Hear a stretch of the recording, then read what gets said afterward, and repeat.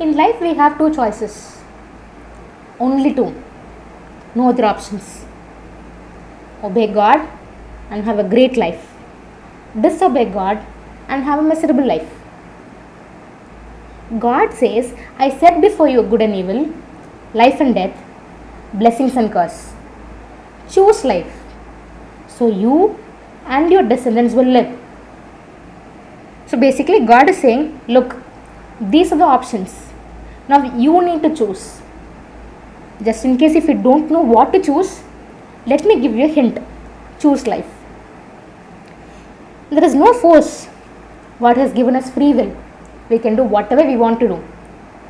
But if we want to have the great life that God has planned for us, then we need to use our free will to choose God's will. We are going to look at few scriptures that speaks about the importance of obedience. We might have heard it many times, we might have heard them many times, but not know what they actually mean, what they actually speak about. Let's turn our Bibles to Romans chapter 8, verse 28. Let's read together. All things work out for good for those who love God. Not few things, not most of the things, but all things. All things work out for our good. All things work out for good for those who love God. That's the beauty of it. That's how beautifully God does it. The enemy comes only to kill, steal and destroy. But I came. But Jesus came.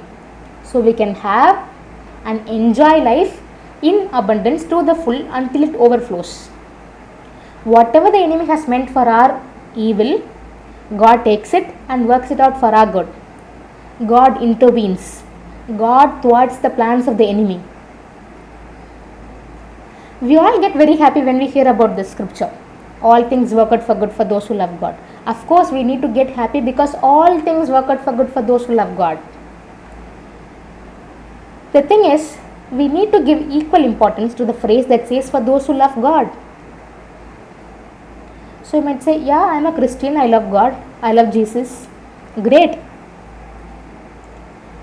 But it's not as casual as you say. It's a commitment. Loving God is not casual. Loving God is a commitment. Do you know what it means to love God? Jesus said, if you love me, you'll obey me. If you love God, you'll obey God. When we love God, we keep His commands. We try to please Him. We obey God. And when we obey God, all things work out for good for those who love God. So basically when it says all things work out for good for those who love God, it says all things work out for good for those who obey God. Okay, we all love God. But the question is, do we love Him fully? Do we obey Him fully? What does the scripture say? Love the Lord your God with all your heart, with all your mind and with all your strength. Maybe we love Him and obey Him as per our convenience. But the Bible does not say love your Lord as per your convenience. Partial obedience is disobedience. And this is what King Saul did. And he was thrown out of the kingdom. We need to be very careful to obey God fully. Let me ask you a question. Are you living a powerless life or a powerful life? Obeying God releases power into our lives. We can release tremendous power into our lives just by obeying God. We all have heard the scripture often. Resist the devil and he will flee from you. Let's read the full scripture. James 4:7 says, submit yourself to God and resist the devil and he will flee from you. First, we need to submit ourselves to God and then resist the devil and he will flee from you. The power to resist the devil comes from obeying God. If you want to live a powerful life, then start obeying God fully.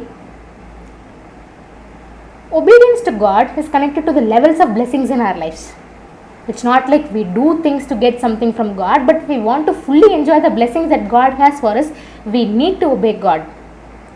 We need to understand that whatever God tells us to do or not do, it's only for our good. Let's read my favorite scripture from Deuteronomy chapter 10, verse 12.